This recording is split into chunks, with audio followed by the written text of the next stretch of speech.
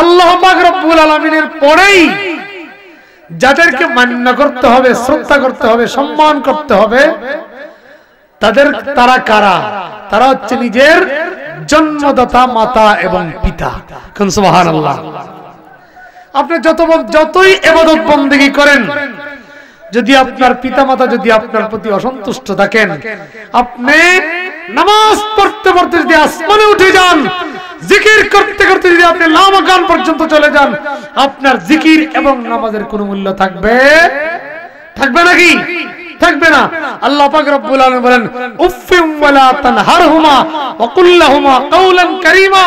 হে আমার হাবিব, আপনার উম্মতদেরকে আপনি বলে দেন, তাদের পিতামাতা যদি তাদের কোনো আমলের প্রতি, তাদের কোনো আচরণের প্রতি দুঃখিত হইয়া যদি উফ শব্দটা ব্যবহার করে, তাহলে তার জীবনের সমস্ত ইবাদত বন্দেগী যা কিছু আছে মুহূর্তের ভিতরে সব ধ্বংস হয়ে যাবে। সুবহানাল্লাহ। কাজেই আল্লাহ পাক রব্বুল আলামিনের পরে আসেন, আলহামদুলিল্লাহ আমাদের মজলিসের সম্মানিত আমন্ত্রিত মেহমান, এই অত্র এলাকার অন্যতম সুন্নি নেতা আলহাজ আব্দুল বাসির সাহেব আমাদের মজলিসের মধ্যে আসছে, আমরা ওনাকে স্বাগত জানাচ্ছি। সম্মানিত হাজিরিন, আমার আলোচনার প্রারম্ভে আমি আপনাদেরকে নিয়ে দুরূদ শরীফ পড়েছি। কি বলেছি? দুরূদ শরীফ পড়ি নাই? দুরূদ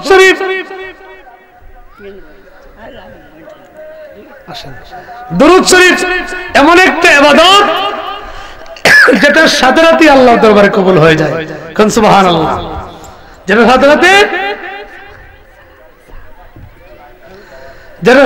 আল্লাহর দরবারে কি হয়? আল্লাহর হাবিবের দরবারে কবুল হয়ে যায়। কোন সুবহানাল্লাহ। আমি আপনাদেরকে একটা কথা বলতে চাই, আল্লাহ পাক রব্বুল আলামিন কালামে পাকের মাধ্যমে আমাদেরকে বলে দিয়েছেন নামাজ এবং রোজার কথা। বলেন নাই? নামাজ এবং রোজার কথা বলেছেন, আকিমুস সালাতা ওয়া আতুজ যাকাত। হে আমার হাবিব, আপনার উম্মতদেরকে বলে দেন তারা যেন নামাজ কায়েম করেন এবং যাকাত আদায় করেন। কিন্তু আল্লাহ পাক তো নিজে কোনদিন নামাজ পড়েন? আমার কথা আপনারা বুঝেন কিনা? আল্লাহ পাক নামাজ পড়েন? আল্লাহ পাক নামাজ পড়েন না। হাজী সাহেব দেন একটা। আল্লাহ পাক নিজে নামাজ পড়েন না। আল্লাহ পাক আমাদেরকে কালামে পাকের মাধ্যমে রোজার কথা বলে দিয়েছেন, কিন্তু আল্লাহ পাক রোজা রাখেন? রোজা রাখেন নাকি? আল্লাহ পাক রোজা রাখেন না। খায়রুকুম মান, আল্লাহ পাক রব্বুল আলামিন বলেন, তোমরা সৎ কাজের আদেশ দাও, অসৎ কাজের নিষেধ করো। কিন্তু আল্লাহ পাক কি এগুলোর মধ্যে মুস্তাক আছেন? না। আল্লাহ পাক নিজে রোজা রাখেন না, নিজে নামাজ পড়েন না, নিজে ইবাদত বন্দেগী করেন না, তবে একটা কাজ করেন আল্লাহ পাক, সেটা হচ্ছে আল্লাহ পাক বলেন, ইন্নাল্লাহা ওয়া মালাইকাতাহু ইউসাল্লুনা আলান নবী। আল্লাহ পাক বলেন, নিশ্চয়ই আল্লাহ এবং তার ফেরেশতারা তার হাবিবের প্রতি সালাম প্রেরণ করেন, দুরূদ শরীফ পাঠ করেন। কোন সুবহানাল্লাহ। এই জন্য সমস্ত সিরতের একটাই কথা যে আল্লাহ পাক যদি কোনো ইবাদত বন্দেগী করেন না, আল্লাহ পাকের একটা কাজ, সেটা হচ্ছে আল্লাহর হাবিবের প্রতি দুরূদ শরীফ পাঠ করা। কোন সুবহানাল্লাহ। এই জন্য মিলাদ শরীফের মধ্যে যে দুরূদ শরীফ পাঠ করা হয়, এই জন্য মখলুদি হিসাব অনুযায়ী মিলাদ শরীফ পাঠ করা হচ্ছে মাওলানা আশরাফ আলী তানভী সাহেবের আরওয়াহে সালাসা কিতাবের ভাষ্য মতে মিলাদ শরীফ পাঠ করা হচ্ছে সুন্নাতুল্লাহ, আল্লাহ পাক রব্বুল আলামিনের সুন্নাত। জোরে বলেন সুবহানাল্লাহ। মিলাদ শরীফ কার সুন্নাত? আল্লাহ পাকের সুন্নাত। আল্লাহ পাকের সুন্নাত, যেহেতু আল্লাহ পাক নিজে আল্লাহর হাবিবের প্রতি দুরূদ শরীফ পাঠ করেন। কোন সুবহানাল্লাহ। এরপরে আসেন আল্লাহ পাক রব্বুল আলামিন আরেকটা অগ্রসরে বলেন, ইয়া আইয়ুহাল্লাযীনা আমানু। এখানে আল্লাহ পাক রব্বুল আলামিন বলেন, হে ঈমানদারগণ, যাদের মধ্যে আল্লাহর তাওহীদের উপরে বিশ্বাস রয়েছে, ঈমান রয়েছে, তাওহীদ এবং রিসালাতের উপরে যাদের বিশ্বাস আছে, ঈমান আছে, সেই সমস্ত লোকদেরকে আল্লাহ পাক বলছেন। এখানে আল্লাহ পাক কাফেরের নাম আনেন নাই, মুনাফিকের নাম আনেন নাই, মুশরিকের নাম আনেন নাই, হিন্দুর নাম আনেন নাই, জুম্মার নাম, চাকমার নাম, কারো নাম আনেন নাই। এখানে আল্লাহ পাক রব্বুল আলামিন কেবলমাত্র ঈমানদারদেরকে বলেছেন, ইয়া আইয়ুহাল্লাযীনা আমানু, হে ঈমানদারগণ। কাদেরকে বলছেন? যারা কেবলমাত্র ঈমানদার, যাদের মধ্যে কি আছে? ঈমান আছে। বেঈমানকে আল্লাহ পাক বলেন নাই, ঈমানদারকে বলেন। ইয়া আইয়ুহাল্লাযীনা আমানু, হে ঈমানদারগণ, সাল্লু আলাইহি ওয়া সাল্লিমু তাসলিমা। হে ঈমানদারগণ, তোমরা আমার হাবিবকে আদবের সহিত সালাম দিয়ে দাও। জোরে জোরে বলেন সুবহানাল্লাহ। আল্লাহুম্মা সাইয়্যিদিনা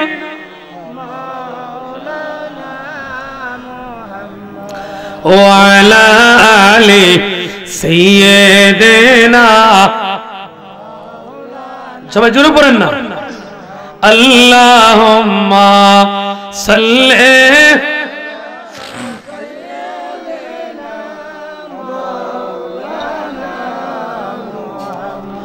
ওয়া আলা আলি সাইয়্যিদিনা মাওলানা।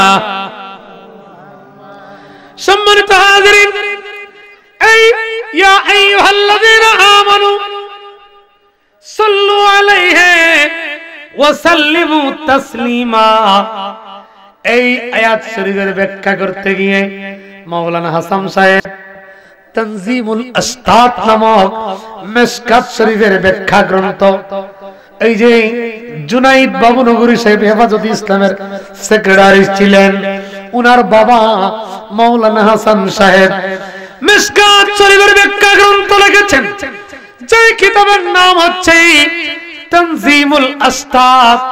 উনি উনার এই কিতাবের দ্বিতীয় জিলদের মধ্যে এই আয়াতটা এনে উনি টিকার ভিতরে লিখেছেন। এখানে আল্লাহ পাক যে বলেছেন, ইয়া আইয়ুহাল্লাযীনা আমানু সাল্লু আলাইহি ওয়া সাল্লিমু তাসলিমা। আল্লাহ পাক বলেছেন, আমার হাবিবকে তোমরা আদবের সহিত সালাম দাও। মাওলানা হাসান সাহেব লিখতেছেন, এখানে সালাম শব্দটা ব্যবহার করে আল্লাহ পাক এই কথাই বুঝিয়ে নিয়েছেন যে আল্লাহর হাবিবকে আদবের সহিত সালাম দেওয়ার অন্যতম পন্থা হচ্ছে আল্লাহর হাবিবকে দাঁড়িয়ে সালাম দেওয়া। জোরে বলেন সুবহানাল্লাহ। কিভাবে সালাম দেওয়া? এই কথার সবককে মাওলানা হাসান সাহেব আরেকটা দলিল নিয়ে আসছেন। সেই দলিলটা হচ্ছে, আমার পাশে আজি সাহেব রয়েছেন, আল্লাহর মেহমান হাজিউল হারামাইন যখন মক্কা শরীফে প্রবেশ করেন তখন যে জমজমের পানি পান করেন, কি আজি সাহেব, জমজমের পানি যখন পান করা হয় দল মত নির্বিশেষে সবাই দাঁড়াইয়া জমজমের পানি পান করতে হয়, ঠিক না বে ঠিক? এবং কিবলামুখী হয়ে জমজমের পানি পান করতে হয়। তার কারণ সম্পর্কে মাওলানা হাসান সাহেব লিখতেছেন, ও দুনিয়ার মানুষ শোনো, এই জমজমের পানি এটা পানীয় জল, যদিও তার উৎস হচ্ছে হাউজে কাউসার। যিনি বলেন সুবহানাল্লাহ। এর উৎসটা কোথায়? হাউজে কাউসার। শাইখুত তালাইল ওয়াল ইতলাক আল্লামা শেখ আব্দুল হক মুহাদ্দিস দেহলভী রাহমাতুল্লাহি আলাইহি ওনার লিখিত বিশ্ববিখ্যাত কিতাব জাযবুল কুলুব ইলা দিয়ারিল মাহবুব, এই কিতাবের ভিতরে লিখেছেন এই হাউজে কাউসারের মুখ হচ্ছে আল্লাহর নবীর মিম্বার শরীফের নিচে। যিনি বলেন সুবহানাল্লাহ। সম্মানিত হাজিরিন, এবার হাসান সাহেব লিখতেছেন, দুনিয়ার মানুষ শোনো, কেন এই জমজমের পানি দাঁড়িয়ে পান করতে হবে? দাঁড়িয়ে পান করা মানে সম্মান দিয়ে ইজ্জত দিয়ে জমজমের পানি পান করা হয়। তার কারণ হচ্ছে একটাই, সেই পানির মধ্যে হযরতে ইসমাঈল আলাইহিস সালাতু ওয়াস সালামের কদম লেগেছে। আল্লাহর নবী ইসমাঈল জবিউল্লাহর কদম লাগার কারণে ইসমাঈল আলাইহিস সালাতু ওয়াস সালামের সম্মানে এই পানিকে দাঁড়িয়ে পান করা সুন্নতে রাসূল। জুড়ে বলেন সুবহানাল্লাহ। এবার আপনাদের থেকে আমি একটা কথা জানতে চাই, হযরতে ইসমাঈল আলাইহিস সালাতু ওয়াস সালামের সম্মান বেশি না নবী আখিরুজ জামান মুহাম্মদুর রাসূলুল্লাহ সাল্লাল্লাহু আলাইহি সাল্লাতু ওয়াস সালামের সম্মান বেশি? কার সম্মান বেশি? আমাদের আখির নবীর সম্মান বেশি, ঠিক না ঠিক? এই জন্য বলা হয়েছে সাল্লু আলাইহি ওয়া সাল্লিমু তাসলিমা, তোমরা আমার হাবিবকে সম্মানের সহিত সালাম দাও। সম্মানিত হাজিরিন, এবার আসা যাক, আল্লাহ পাক রব্বুল আলামিন নিজে দুরূদ শরীফ পাঠ করেন না, নিজে সালাম, নিজে নামাজ পড়েন না, কিন্তু আমাদেরকে সালাম, কিন্তু আল্লাহ পাক রব্বুল আলামিন নিজে একটা কাজ করেন, সেটা হচ্ছে নবীর প্রতি দুরূদ শরীফ পাঠ করেন এবং ঈমানদারদেরকে সালাম এবং দুরূদ শরীফের তালকিন দিয়েছেন। যিনি বলেন সুবহানাল্লাহ। এবার আমি আপনাদের কাছ থেকে একটা কথার স্বীকৃতি জানতে চাই, সেই কথা হচ্ছে যারা এশার নামাজ আদায় করেছেন, নামাজটা কবুল হয়েছে এমন কোন গ্যারান্টি আছে নি? কথা বলেন, এশার নামাজ কবুল হয়েছে এমন কোন গ্যারান্টি আছে? কবুল হয় নাই এমন গ্যারান্টিও নাই। 50-50 কবুল হতেও পারে, নাও হতে পারে, ঠিক না ঠিক? তবে আল্লাহ পাক রব্বুল আলামিন আমাদেরকে নিরাশ করেন নাই।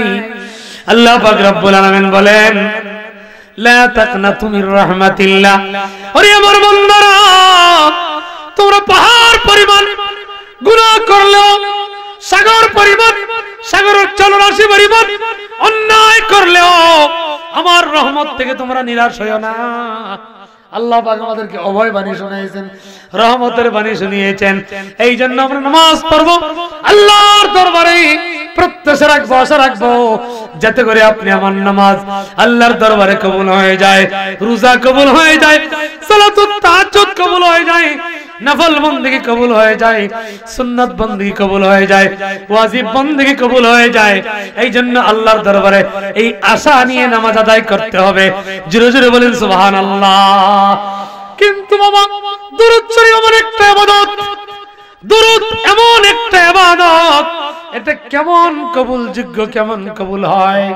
দারুল উলুম দেওবন্দের অন্যতম বিখ্যাত মুরব্বি মাওলানা আশরাফ আলী থানভী সাহেবের অন্যতম বিশ্ববিখ্যাত একটি কিতাব, যেই কিতাবের নাম হচ্ছে নসরুদ্দীন ফি যিকরিন নবিয়্যিল হাবিব। যিনি বলেন সুবহানাল্লাহ। থানভী সাহেবের কিতাব নসরুদ্দীন ফি যিকরিন নবিয়্যিল হাবিব, এবং আরেকটা কিতাব যেটার নাম হচ্ছে শুকর নিয়ামত। সুবহানাল্লাহ বলেন। এই সমস্ত কিতাবের ভিতরে থানভী সাহেব হাদিস নিয়ে আসছেন। আল্লাহর হাবিব সাল্লাল্লাহু আলাইহি ওয়াসাল্লাম বলেন, উম্মত, তুমি যখন দুরূদ শরীফ পাঠ করো, তোমার দুরূদ শরীফ সাথে সাথেই কবুল হইয়া যায়, কোনো সন্দেহ নাই। যিনি বলেন সুবহানাল্লাহ। এই জন্যই আল্লামা ইমাম শিহাবুদ্দিন কাসতালানী রাহমাতুল্লাহি আলাইহি ওনার জুরকানি আলাল মাওয়াহিব, কি নাম? জুরকানি আলাল মাওয়াহিব। এটা যেমন আলিয়া ওয়ালারাও এই কিতাবের উপর যথেষ্ট পরিমাণ বিশ্বাস রাখেন, ঠিক তদ্রুপভাবে কওমি গণারান আলিম ওলামারাও এই কিতাবকে অত্যন্ত অথেন্টিক বা নির্ভরযোগ্য মনে করেন। এই কিতাবের ভিতরে, কিতাবের নাম হচ্ছে আল মাওয়াহিবুল মুদন্নিয়া। ইমাম শিহাবুদ্দিন কাসতালানী রাহমাতুল্লাহি আলাইহি লিখেছেন, এই কিতাবের 3 নম্বর জিলদের ভিতরে, কত নম্বর? 3 নম্বর জিলদের ভিতরে উনি হাদিস নিয়ে আসছেন। একটা হাদিস হচ্ছে মুসলিম শরীফ থেকে, আর একটা হাদিস হচ্ছে নাসাই শরীফ থেকে। সিহাসিত্তার এই দুইখান হাদিস থেকে হাদিস নিয়ে আসছেন। আল্লাহর হাবিব সাল্লাল্লাহু আলাইহি ওয়াসাল্লাম বলেন, উম্মত, তুমি যখন দুরূদ শরীফ পাঠ করো, উম্মত রে, উম্মত, সাথে সাথেই তুমি তোমার দুরূদ শরীফ আমি নবীর দরবারে সাথে সাথে কবুল হইয়া যায়, সাথে সাথে তোমার দুরূদ শরীফ কবুল হয়ে যায়। এই কথার ব্যাখ্যা লিখতে গিয়ে আল্লামা ইমাম শিহাবুদ্দিন কাসতালানী রাহমাতুল্লাহ আলাইহি বলেন, দুনিয়ার মানুষ শুনো, কবুল কিভাবে হয়, কোন পর্যায়ে কবুল হয়। ইমাম শিহাবুদ্দিন কাসতালানী বলেন, নবীর দরবারে দুরূদ শরীফ কবুল হওয়ার দুইটা দ্বারা, কয়টা দ্বারা? দুইটা দ্বারা বর্ণনা করা হয়েছে। একটা দ্বারা হচ্ছে যারা এমনিতেই দুরূদ শরীফ পাঠ করে, কোন নবীর দুরূদ শরীফ, নবীর প্রতি কোনো মহব্বত নাই, শুধুমাত্র সামাজিকতার জন্য দুরূদ শরীফ পাঠ করে, রুটি রুজির জন্য দুরূদ শরীফ পাঠ করে, ইমামতি ঠিক রাখার জন্য দুরূদ শরীফ পাঠ করে, কিন্তু নবী করিম সাল্লাল্লাহু আলাইহি ওয়াসাল্লামের প্রতি তার মহব্বত অন্তরের মধ্যে বদ্ধমূল নাই। ইমাম শিহাবুদ্দিন কাসতালানী বলেন, ও দুনিয়ার মানুষ, এই জাতীয় মানুষের দুরূদ শরীফও আমার দয়াল নবীর দরবারে কবুল হইয়া যায়। কিন্তু আসলে বিশ্বাস না, কিন্তু তার দুরূদ শরীফটাও নবীর দরবারে কবুল হয়ে যায়। ইমাম শিহাবুদ্দিন কাসতালানী বলেন, দুনিয়ার মানুষে কিভাবে কবুল হয়? তাদের দুরূদ শরীফটা আল্লাহর রহমতের ফেরেশতারা মদিনা শরীফে পৌঁছাইয়া দেয়। সুবহানাল্লাহ। কারা পৌঁছাই দেয়? আল্লাহর রহমতের ফেরেশতারা বহন করে মদিনা শরীফে পৌঁছাই দেয়। এই গেল এক প্রকারের দুরূদ শরীফ।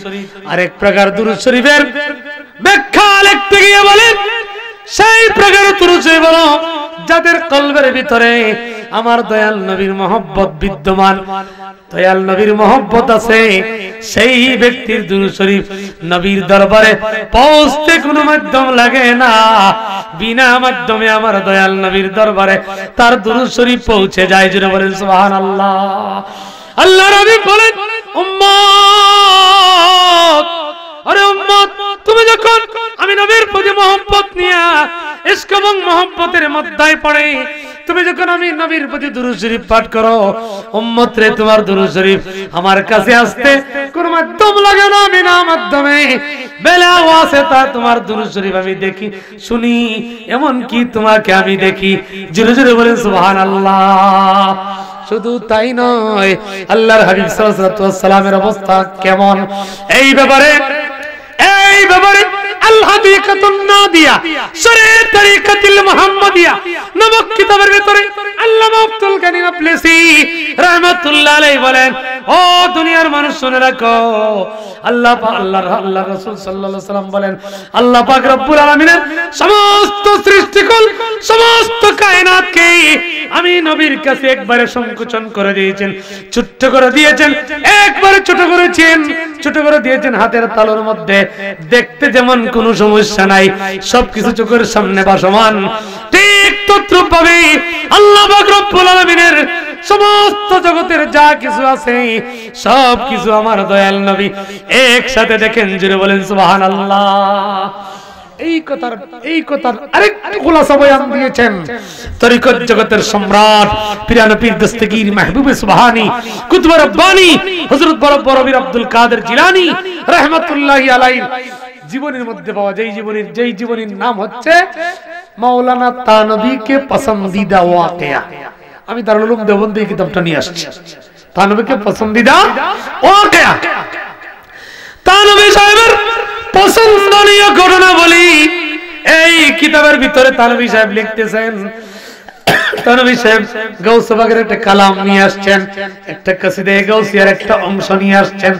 সেই কসিদাটা হচ্ছে নজরতু ইলা বিলাদিল্লাহ হি জামাত কাগারদালাতিন আলা হুকমে তিসালি আসসালাম আয় নূরে চশমে अंबिया अस्सलाम आए बादशाहे औलिया।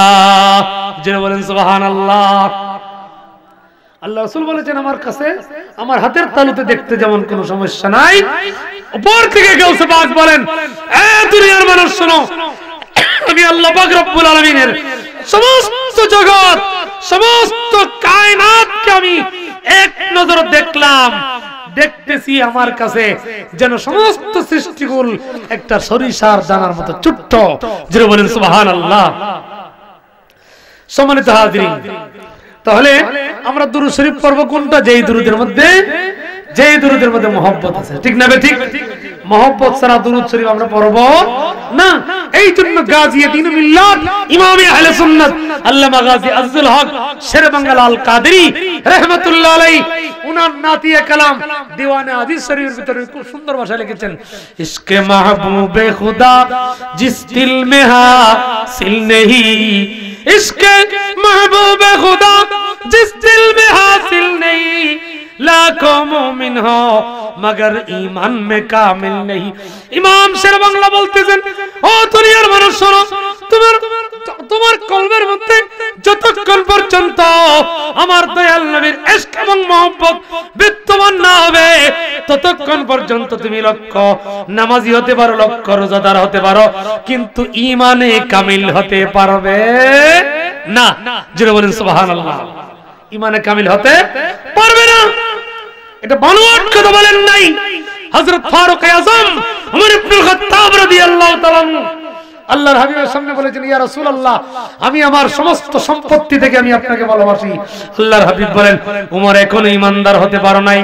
হাদিসটা রয়েছে কিতাবুল মুনাফিক, কিতাবুল মানাকিব তিরমিজি শরীফের ভিতরে। যিনি বলেন সুবহানাল্লাহ। সম্মানিত হাজিরিন, এবার আসেন ফারুক আযম ডেকে বললেন, ইয়া রাসূলুল্লাহ, ইয়া হাবিবাল্লাহ আমার সন্তানাদি থেকে আপনাকে আমি বেশি ভালোবাসি। আল্লাহর নবী জবাব দিলেন, ওমর এখনো তুমি ঈমানদার হতে পারো নাই, এখনো কি হতে পারো নাই? ওমর রে এখনো তুমি ঈমানদার হতে পারো নাই। এরপরে ফারুক আযম ডেকে বললেন, ওগো আল্লাহর নবী আমার স্ত্রী থেকেও আমি আপনাকে বেশি ভালোবাসি। আল্লাহর হাবিব ডেকে বলেন, ওমর এখনো তুমি ঈমানদার হতে পারো নাই। এরপরে ডেকে বললেন, ওগো আল্লাহর নবী আমার জান থেকে আমার প্রাণ থেকেও অধিক পরিমাণ আমি আপনাকে মহব্বত করি। আল্লাহর হাবিব ডেকে বলেন, ওমর এবার তুমি ঈমানদার হয়েছো। জোরে জোরে বলেন সুবহানাল্লাহ। তাহলে আমরা কয়েকবার এই মহব্বতের সহিত আমরা দুরূদ শরীফ পড়ে আমাদের ঈমানকে একটু তাজা করার প্রয়োজন আছে কিনা? আছে কিনা? তাহলে জবান ছেড়ে দিয়ে আমরা একসাথে দুরূদ শরীফ পাঠ করি। আল্লাহুম্মা সাল্লি আলা সাইয়্যিদিনা মুহাম্মাদ, আল্লাহুম্মা সাল্লি সাইয়্যিদিনা নবিয়িনা শাফিয়িনা মাওলানা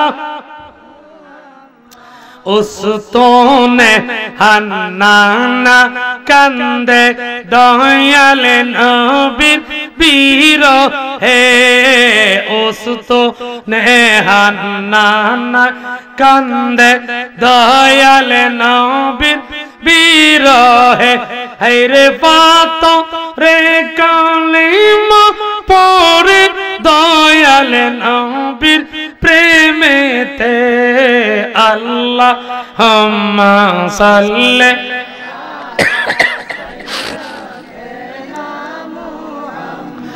নবিয়িনা শাফিয়িনা মাওলানা। সম্মানিত হাজিরিন, এবার আসেন আমরা যত ইবাদত বন্দি করি যদি পিতামাতাকে যদি আমরা ইজ্জত না করি তাহলে কোন ইবাদতের মূল্য থাকবে? থাকবে নাকি? কোন ইবাদতের মূল্য থাকবে না। সাহাবী রাসূল হযরত আবু হুরায়রা রাদিয়াল্লাহু তাআলা ওনার জীবনের মধ্যে পাওয়া যায় হযরত আবু হুরায়রা রাদিয়াল্লাহু তাআলা জীবনের মধ্যে পাওয়া যায় কিতাবের নাম হচ্ছে সিরাতে হলবিয়া। কোন সুবহানাল্লাহ। এই সিরাতে হলবিয়ার মধ্যে রয়েছে হযরত আবু হুরায়রা রাদিয়াল্লাহু তাআলা যেদিন ইসলাম গ্রহণ করলেন, কলেমা পড়ে নিলেন, সেই দিনে হযরত আবু হুরায়রা রাদিয়াল্লাহু তাআলা আম্মা জান হযরত আবু হুরায়রাকে ঘর থেকে বের করে দিলেন। ঘর থেকে যখন বের করে দিলেন, বের হওয়ার সময় তার গায়ের জামা রেখে দিলেন, তার জামা রেখে দিলেন, পাজামা রেখে দিলেন, সবকিছু রেখে দিলেন। কেবল মাত্র সামান্য একটু বস্তার টুকরা দিয়ে উনি লজ্জাস্থান ডেকে আল্লাহর নবীর দরবারে ডেকে দৌড়ে এসে বললেন, ইয়া রাসূলুল্লাহ, ইয়া হাবিবাল্লাহ, আমি ইসলাম গ্রহণ করেছি ঠিক, কিন্তু আমার আম্মা কিছুক্ষণ আগে আমাকে তার ঘর থেকে আমাকে জিল্লতির সহিত বের করে দিয়েছেন। এই কথা বলার পর আল্লাহর নবী সাল্লাল্লাহু আলাইহি সাল্লাম ডেকে বললেন, হে আবু হুরায়রা, এবার তোমাকে আমি বলতে চাই, তুমি কি তোমার মায়ের বিরুদ্ধে আমার কাছে নালিশ করার জন্য আসছো? হযরত আবু হুরায়রা রাদিয়াল্লাহু তাআলা ডেকে বললেন, ইয়া রাসূলুল্লাহ, ইয়া হাবিবাল্লাহ, আমি আমার মায়ের বিরুদ্ধে আপনার কাছে কোনো নালিশ করার জন্য আসি নাই, তাহলে কিসের জন্য আসছো? হযরত আবু হুরায়রা ডেকে বললেন, ইয়া রাসূলুল্লাহ, একটা কাজের জন্য আসছি, সেটা হচ্ছে হুজুর, আপনি আমার মায়ের জন্য দোয়া করেন, যাতে করে আমার মাকে আমার আল্লাহ পাক রব্বুল আলামিন হেদায়েত দান করেন। জুড়ে বলেন সুবহানাল্লাহ। আমার মায়ের জন্য দোয়া করেন যাতে আমার আম্মাকে আল্লাহ পাক হেদায়েত দান করেন। সুবহানাল্লাহ। তখন আল্লাহর হাবিব সাল্লাল্লাহু আলাইহি ওয়াসাল্লাম তাবাসসুম মুস্কি এসে বললেন, আল্লাহ, আবু হুরায়রার মাকে তুমি হেদায়েতের আলোকে আলোকিত করে দাও। জোরে বলেন সুবহানাল্লাহ। এইভাবে যখন দোয়া করলেন, কথা শোনা মাত্রই হযরতে আবু হুরায়রা রাদিয়াল্লাহু তাআলা কথা শোনা মাত্রই হযরতে আবু হুরায়রা রাদিয়াল্লাহু তাআলা সমানে দৌড় দিলেন। সুবহানাল্লাহ। বাড়ির দিকে দৌড় দিলেন। রাস্তার মধ্যে লোকেরা মনে করলো আবু হুরায়রার হয়তো সে পাগল হয়ে গেছে, এইভাবে দৌড়াচ্ছে কেন? মানুষ তার পাছনে পাছনে দৌড়াচ্ছে। সবাই ডেকে বললেন, আবু হুরায়রা, এ আবু হুরায়রা, তুমি এইভাবে কেন দৌড়াচ্ছ? তোমার কি হয়েছে? তোমার সমস্যাটা কি? এই কথা বলার পর হযরত আবু হুরায়রা রাদিয়াল্লাহু তাআলা বললেন, হে আমার ভাইরা, শোনো, আমি অন্য কোনো কারণে দৌড়াই নাই, কেউ আমার প্রতি কোনো আঘাত করে নাই, কোনো কারণে দৌড়াই নাই। আমি দৌড়াচ্ছি এই জন্যই, আমার নবী আমার মায়ের জন্য দোয়া করেছেন, দেখি আমার মা আল্লাহর নবীর দোয়ার আগে আমি আমার মায়ের কাছে যেতে পারি না, আমার আগে আমার দয়াল নবীর দোয়া আমার মায়ের কাছে পৌঁছতে পারে। আল্লাহুম্মা সাইয়্যিদিনা মাওলানা মুহাম্মদ ওয়া আলা সাইয়্যিদিনা মাওলানা। সম্মানিত হাজিরিন, এবার আসেন হযরত আবু হুরায়রা রাদিয়াল্লাহু তাআলা আনহু বাড়িতে চলে গেলেন। ঘরের দরজার সামনে যখন এরকম নক করলেন, আম্মা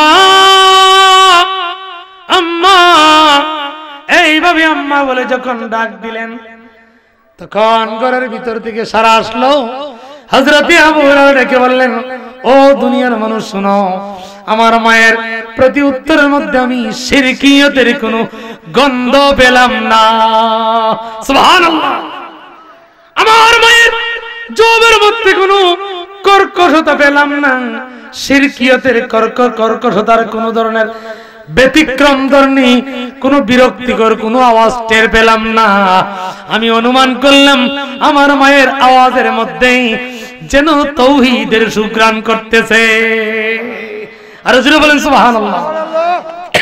তাওহীদের সুঘ্রাণ করতেছে। সম্মানিত হাজিরিন, এই কথা থেকে বোঝা যাচ্ছে মা যদি অন্য ধর্মের হয়ে থাকে কোনো সমস্যা নাই, মায়ের উপর কোনো ধরনের আঘাত দেওয়া যাবে না। আঘাত দেওয়া যাবে নাকি? আঘাত দেওয়া যাবে না বাবা, কারণ বাবার থেকে মায়ের সম্মান আল্লাহ পাক রব্বুল আলামিন 3 গুণ বৃদ্ধি করে দিয়েছেন। সুবহানাল্লাহ বলেন। এই জন্য সকল ফুকাহায়ে কেরাম বলেন, ও দুনিয়ার মানুষ শোনো, তুমি যখন নামাজ পড়বে, যদি ফরজ নামাজ পড়ো, এই ফরজ নামাজ অবস্থায় যদি আমার দয়াল নবী যদি তোমাকে ডাক দেয়, এবার একটা কাইদের মশালা, নামাজ অবস্থায় যদি আমার দয়াল নবী তোমাকে ডাক দেন, তাহলে নামাজ ছেড়ে দিয়ে দয়াল নবীর ডাকে সাড়া দেওয়া ওয়াজিব হয়ে যাবে। জোরে বলেন সুবহানাল্লাহ। আর যদি দয়াল নবীর ডাকে সাড়া না দাও, এই নামাজটাই তোমার জন্য জাহান্নামের কারণ হইয়া যাইব। সুবহানাল্লাহ বলেন। আর তুমি যদি নফল নামাজের মধ্যে যদি থাকো, এই অবস্থায় যদি তোমার মা যদি তোমাকে ডাক দেয় নফল নামাজ অবস্থায়, তাহলে আল্লাহর হাবিব বলেন নফল নামাজ ত্যাগ করে তোমার মায়ের ডাকে সাড়া দাও। জোরে বলেন সুবহানাল্লাহ। সম্মানিত হাজিরিন, এবার আসেন মায়ের কদর কেমন কেমন কদর। এইভাবে নবীজির কলিজার টুকরা ইমাম হাসান এবং হুসাইন রাদিয়াল্লাহু তাআলা আনহু, ওনারা কেমন কদর করতেন মাকে, এবং মা ওনাদেরকে কেমন কি পরিমাণ কদর করতেন। এই জন্য বিশ্ববিখ্যাত কিতাব আস-সাওয়াইকুল মুহরিকা, এই কিতাবের ভিতরে বলা হয়েছে হযরত ইমাম হাসান এবং ইমাম হুসাইন রাদিয়াল্লাহু তাআলা আনহু মাকে এত কদর করতেন, এত সম্মান করতেন, যেই সম্মানটা বর্তমান পৃথিবীর মধ্যে মায়ের সম্মান করার জন্য অন্যতম একটা মডেল। জোরে বলেন সুবহানাল্লাহ। কথা বুঝতে পারছেন? মায়ের কদর অন্যতম একটা মডেল। এই দৃশ্য দেখে আল্লাহর হাবিব সরকারে দু আলম সাল্লাল্লাহু আলাইহি ওয়াসাল্লাম হাদিস শরীফের মধ্যে ঘোষণা দেন, আল জান্নাতু তাহতা আকদামিল উম্মাহাত। হে আমার উম্মতরা শুনে রাখো, তোমাদের জান্নাত আমার আল্লাহ পাক রেখেছেন তোমাদের মায়ের কদমের নিচে। জোরে বলেন সুবহানাল্লাহ। আমাদের জান্নাত কোথায়? মায়ের কদমের নিচে। মায়েরি চরণ তলে, মায়েরি চরণ তলে আল্লাহ পাক রাখছেন জান্নাত। সুবহানাল্লাহ বলেন। মায়ের পায়ের নিচে কি রাখছেন? জান্নাত রাখছেন। কাজেই তালাশ না করে, অন্য কোথাও তালাশ না করে মায়ের কদমে তালাশ করার প্রয়োজন আছে। আছে কিনা? আর যারা মায়ের কদম না করে আপনি যত কিছুই করেন, কোনো কিছুর মূল্য হবে না। মাকে বেইজ্জত করে যদি আপনি পীর সাহেবকে মৌসুম উপযোগী মৌসুমী ফল খাওয়ান, এই কদরে কোনো দাম হবে না। এটা আপনাকে জান্নাত পর্যন্ত নিয়ে যাইবে না। কোন সুবহানাল্লাহ। এটাকে আপনি কি করবে না? জান্নাত পর্যন্ত নিয়ে যেতে পারবে না। আর যদি এই মৌসুম উপযোগী খাবার যদি একটা কমলা যদি মায়ের মুখের মধ্যে যদি তুলে দেন, তাহলে আল্লাহ পাক রব্বুল আলামিন আপনার জন্য জান্নাত ওয়াজিব করে দিবেন। জোরে বলেন সুবহানাল্লাহ। কি করবেন? আল্লাহ পাক আপনার জন্য জান্নাত ওয়াজিব করে দিবেন। আল্লাহুম্মা সাল্লি আলা সাইয়্যিদিনা মুহাম্মাদ। আল্লাহুম্মা সাল্লি আলা সাইয়্যিদিনা নবিয়িনা শাফিঈনা মাওলানা। সম্মানিত হাজিরিন, আমার আলোচনার প্রারম্ভে কোরআনুল কারীম থেকে আমি ছোট্ট একটি আয়াতে কারিমা তেলাওয়াত করেছিলাম। আল্লাহ পাক রব্বুল আলামিন উম্মতে মুহাম্মাদীকে জান্নাতে নেওয়ার যে একটা ব্যবস্থাপনা রেখেছেন, সেই ব্যবস্থাপনার মধ্যে একটা ব্যবস্থাপনা হচ্ছে মায়ের কদম। কার কদম? মায়ের কদম। আর সবচেয়ে বড় সুপ্রিম যে ব্যবস্থা, সেটা হচ্ছে আহলে বায়তে আতহারের, নবীর আহলে বায়ত পাক পাঞ্জাতনের প্রেম হচ্ছে জান্নাতে যাওয়ার সার্টিফিকেট। জোরে বলেন সুবহানাল্লাহ। আপনি যতই মায়ের কদর করেন না কেন, কিন্তু যদি আপনি আহলে বায়তকে, নবীর পরিবারকে যদি আপনি মহব্বত না করেন, তাহলে আপনার জান্নাতে যাওয়ার কোনো ধরনের গ্যারান্টি আছে নাকি? এই আহলে বায়তের পরিচয় কি? এদেরকে আমরা বলি কি? পাক পাঞ্জাতন। কি নাম? পাক পাঞ্জাতন। পাক মানে কি? পবিত্র। শব্দটা আসলে ফারসি। কি ভাষায়? ফারসি ভাষায়। এখন কথা হলো এই কথাগুলা ফারসি ভাষায় কেন লেখা হলো? কারণ হচ্ছে আজ থেকে 17 বছর আগ পর্যন্ত আমাদের দেশের অফিসিয়াল ভাষা ছিল কি? ভাষা ছিল কি ধরনের ভাষা ছিল? ফারসি ভাষা ছিল। সুবহানাল্লাহ বলেন। আর সুফিয়ায়ে কেরাম যত সুফি গ্রন্থ, যারা যত কিতাব লিখেছেন, সমস্ত কিতাবে কিন্তু ফারসি ভাষায় লিখিত। কি ভাষায় লিখিত? ফারসি ভাষায় লিখিত। এই জন্য সমস্ত কিতাবাদির মধ্যে ইলমে তাসাউফের সমস্ত কিতাবই ফারসি ভাষায় লিখিত, আর ইসলাম চর্চা হয়েছে বেশিরভাগ ফারসি ভাষায়। কি ভাষায়? ফারসি ভাষায়। এই জন্য শব্দটা আসছে কি পাক পাঞ্জাতন। পাক শব্দের অর্থ পবিত্র। পাক শব্দটা কিন্তু পাক শব্দটা ফারসি ভাষা। কি ভাষা? ফারসি। আর আরবিতে তাহারাত। আরবিতে কি? তাহারাত। আর ফারসি ভাষায় পাক। ফারসি ভাষায় পাক। আর পাঁচ, পাঁচের এখানে কয়টা? পাঁচটা। আর ফারসি ভাষায় পাঁচ, উর্দু ভাষায় পাঁচ, হিন্দি ভাষায় পাঁচ। এখন পাক পাঞ্জে তন, পাঁচটি তন মানে কি? বডি বা দেহ, পাঁচটা বডি। এখন এই পাক পাঞ্জাতন, পাক পাঞ্জাতন পাঁচটা বডির পরিচয় কোরআনের মধ্যে আছে কিনা? আছে কিনা? আল্লাহর কোরআনের মধ্যে আছে। আল্লাহ পাক রব্বুল আলামিন বলেন, কুল লা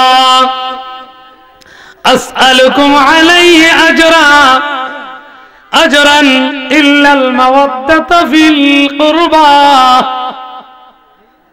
এদের মহব্বত, এই আহলে বাইত পাক পাঞ্জাতনের মহব্বত সম্পর্কে আল্লাহ পাক রব্বুল আলামিন বলেন, কুল লা আসআলুকুম আলাইহি, হে আমার হাবিব আপনি বলে দেন। তবে এই কুল্লা, এই কুলটা এমন জিনিস নবী আপনি বলেন, কিন্তু এটার চাওয়াটা আমি আল্লাহর। সুবহানাল্লাহ। আপনি বলেন আর আমি আল্লাহ চাইতেছি। সুবহানাল্লাহ। আসআলুকুম আলাইহি আজরা ইল্লাল মাওয়াদ্দাতা ফিল কুরবা। তাফসীর মাওয়াহিবুর রহমানের ভিতরে এবং তাফসীরে দুররে মনসুরের ভিতরে ইমাম জালালউদ্দিন সুয়ুতী রাহমাতুল্লাহ সুন্দরভাবে ব্যাখ্যা দিচ্ছেন, তাফসীর করছেন এইভাবে। ইমাম জালালউদ্দিন সুয়ুতী রাহমাতুল্লাহ আলাইহি বলেন, ও দুনিয়ার মানুষ শুনো, এখানে আল্লাহ পাক রব্বুল আলামিন বলতেছেন, কুল্লা আসআলুকুম আলাইহি আজরা, হে আমার হাবিব আপনার উম্মতদেরকে আপনি বলে দেন, আমি এই তাওহীদ এবং রিসালাত, তাওহীদ হচ্ছে আল্লাহ এক। তাওহীদ কি? আল্লাহ এক। এই তাওহীদ এবং রিসালাত আমি দুনিয়ার মধ্যে প্রতিষ্ঠিত করতে গিয়ে, কায়েম করতে গিয়ে আমি যত কষ্ট করেছি, ইল্লাল মাওয়াদ্দাতা ফিল কুরবা। আল্লাহর হাবিব সাল্লাল্লাহু আলাইহি ওয়াসাল্লাম কি আল্লাহ পাক রব্বুল আলামিন ডেকে বলেন আপনার উম্মতদেরকে আপনি বলে দেন, এর বিনিময়ে আজরা, আমি কোনো প্রতিদান তোমাদের কাছে চাই না। জোরে বলেন সুবহানাল্লাহ। কোনো প্রতিদান তোমাদের কাছে চাই না। ইল্লাল মাওয়াদ, আজরান মানে উজরত বা প্রতিদান, বেতন, ইনাম আমি তোমাদের কাছে চাই না। ইল্লাল মাওয়াদ্দা, আমি একটা জিনিস চাই, সেই জিনিস হচ্ছে আমার নিকটাত্মীয়, আমার কেরাবতদারের মহব্বত তোমাদের কাছে চাই। জোরে জোরে বলেন সুবহানাল্লাহ। আল্লাহুম্মা সাল্লি আলা সাইয়্যিদিনা মুহাম্মদ, আল্লাহুম্মা সাল্লি আলা সাইয়্যিদিনা মুহাম্মদ নাবিয়িনা শাফিয়িনা সম্মানিত হাজিরিন, এখানে কেরামত কারা, এই ব্যাপারে মুফাসসিরিনে কেরাম বিশেষ করে খাতামুল মুহাদ্দিসিন ইমাম জালালউদ্দিন সুয়ুতী রাহমাতুল্লাহি আলাইহি বলেন, ইমাম সুয়ুতী বলেন, ও দুনিয়ার মানুষ শুনো, এখানে আল্লাহ পাক যে বলেছেন ইল্লাল মাওয়াদ্দাতা ফিল কুরবা, কি কুরবা, এই কুরবা শব্দের ব্যাখ্যা করতে গিয়ে বলা হয়েছে এই কুরবা হচ্ছে যাদের সাথে আমার দয়াল নবীর ব্লাড কানেকশন আছে, রক্তের সম্পর্ক আছে। জোরে বলেন সুবহানাল্লাহ। ওরা কারা? ওরা তোর অভাব নাই, নবীর বংশের অনেক লোক আছে না, আছে, কিন্তু না, এখানে কুরবাত শব্দের তাফসীর করতে গিয়ে রাইসুল মুফাসসিরিন হযরত আব্দুল্লাহ ইবনে আব্বাস রাদিয়াল্লাহু তাআলা ওনার তানবীরুল মিকবাস, তানবীরুল মিকবাস মিন তাফসীর ইবনে আব্বাস, এই দুনিয়ার সর্বপ্রথম তাফসীর। এর আগে কিন্তু আর তাফসীর ছিল না, এর আগে কোরআনের আর কোনো তাফসীর নাই। দুনিয়ার সর্বপ্রথম কোরআনের তাফসীর হচ্ছে তানবীরুল মিকবাস মিন তাফসীর ইবনে আব্বাস। দ্বিতীয় তাফসীর হচ্ছে হযরতে ইমামুল মুহাদ্দিসিন, ইমামুল আউলিয়া হযরত ইমাম হাসান বসরীর তাফসীর, তাফসীরুল হাসান বসরী। যিনি বলেন সুবহানাল্লাহ।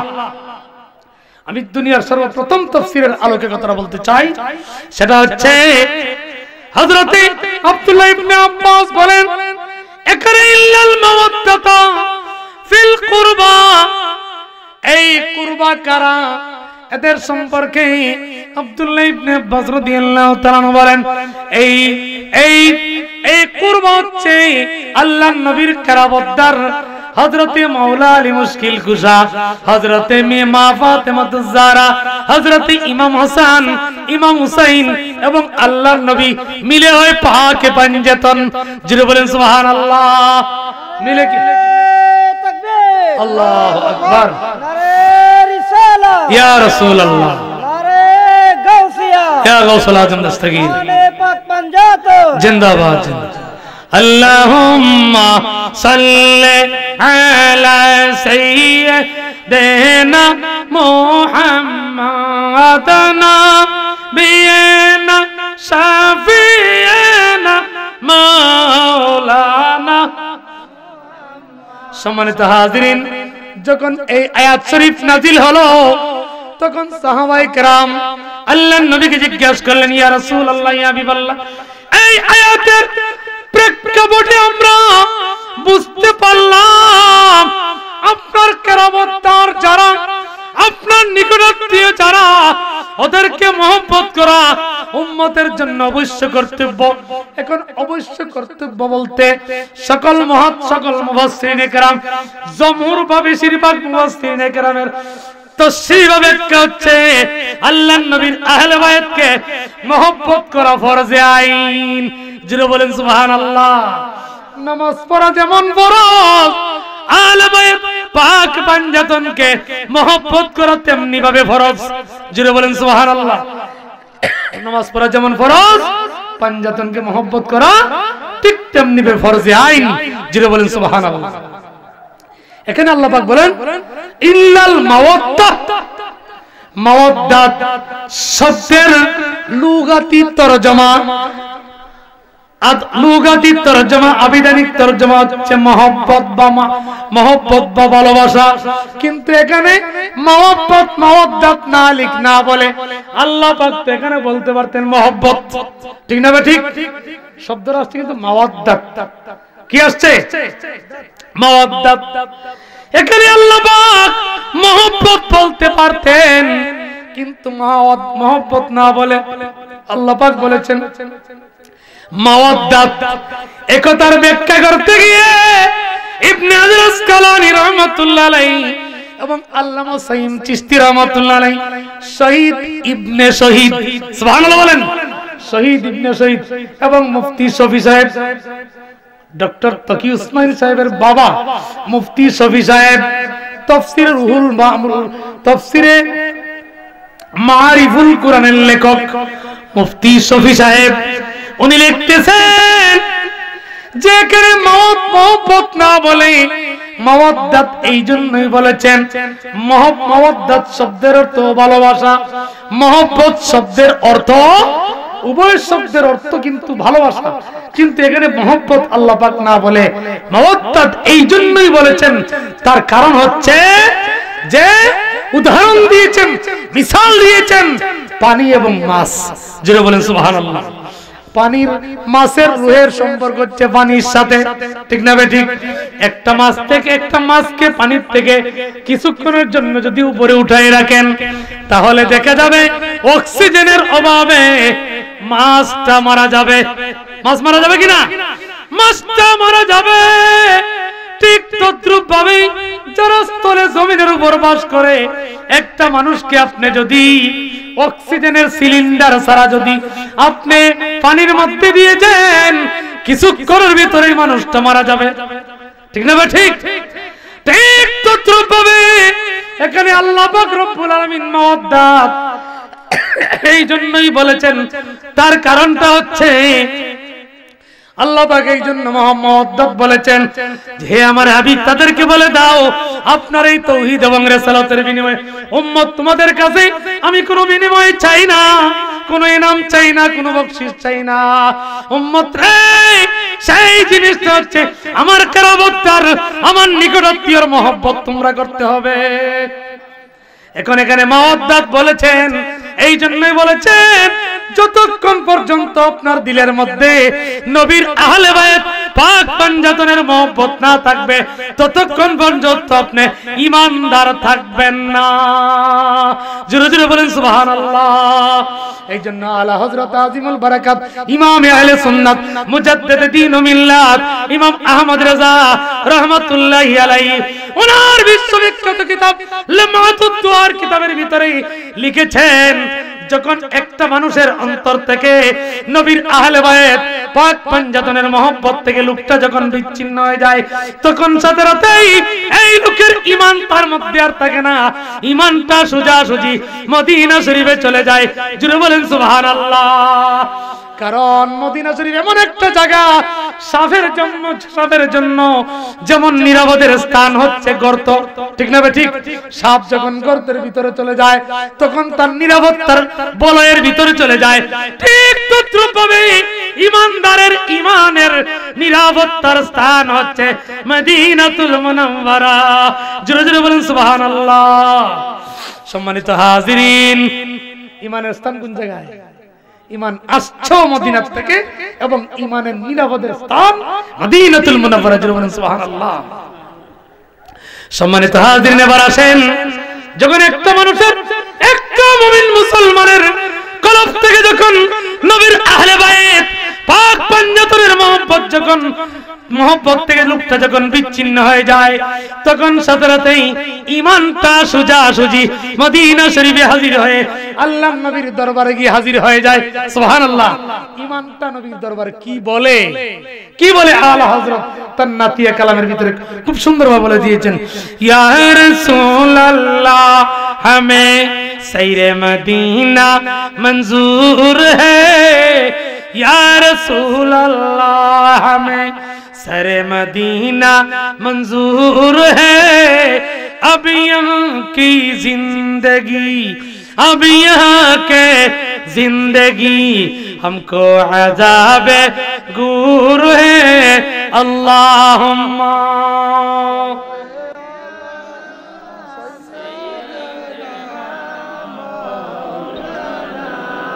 मोहम्मद वाला अली सैयदना।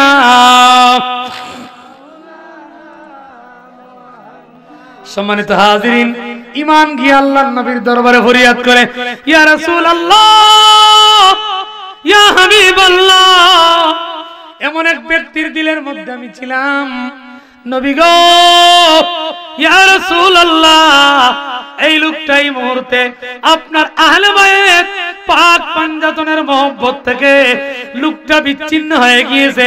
ইয়া রাসূলুল্লাহ, একটা অন্ধকার কবরের মধ্যে একটা মানুষ থাকে যেমন কষ্ট, নবী গো, ইয়া রাসূলুল্লাহ, এই লোকটার দিলের মধ্যে আমি টিকে থাকা, আমি অবস্থান করা একটা অন্ধকার কবরের চেয়ে আরো বেশি কষ্টকর। সুবহানাল্লাহ। কথা বুঝতে পারছেন? ঈমান কোথায় চলে যায়? মদিনা শরীফে।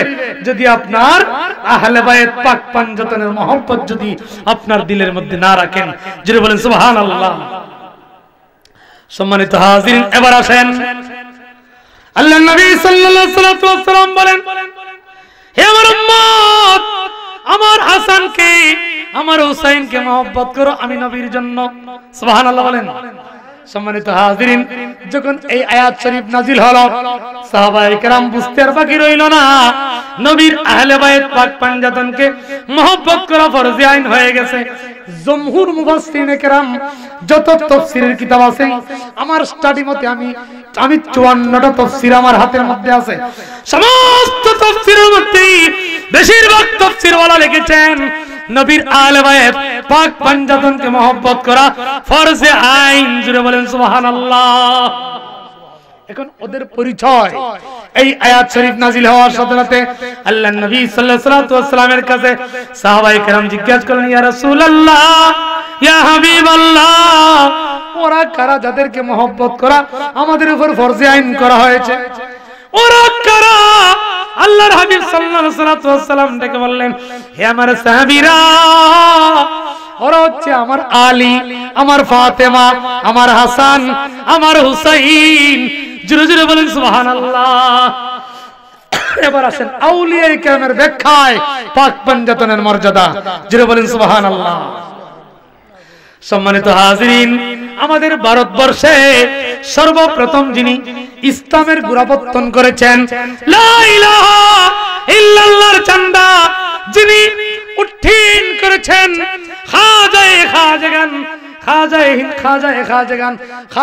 খাজা মুঈনুদ্দিন হাসান চিশতি রাহমাতুল্লাহি আলাইহি, সিলসিলার অন্যতম পীর হযরত মাহবুবে ইলাহি খাজা নিজামউদ্দিন আউলিয়া।